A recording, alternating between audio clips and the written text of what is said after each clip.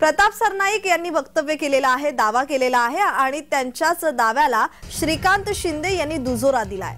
लोकसभेच्या 22 जागांपैकी ठाण्याच्या जागेवर आमचा दावा असल्याचं प्रताप सरनाईक यांनी म्हटलंय। तर ठाण्यात पक्षाने संधी दिली तर उभं राहायला आवडेल। ठाण्यातल्या जागेसाठी रवींद्र फाटक यांच्या नावाचीही चर्चा आहे।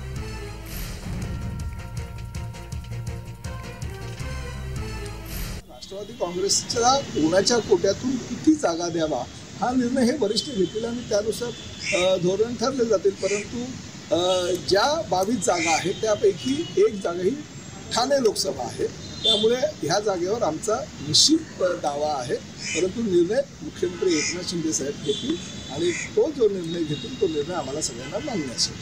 नाही जेव्हा बघा सन्माननीय महाराष्ट्राचे मुख्यमंत्री शिंदेसाहेब जो निर्णय घेतील किंवा देवेंद्रजी जो निर्णय घेतील तो आम्हाला मान्यच आहे ना, असं आम्ही बोलतोच, आम्ही सर्वच पदाधिकारी बोलतो। पण आमचं की ही सीट शिवसेनेची आहे म्हणून शिवसेनेच्या पदाधिकाऱ्यांची मागणी आहे की शिवसेनेकडे सीट राहिली पाहिजे।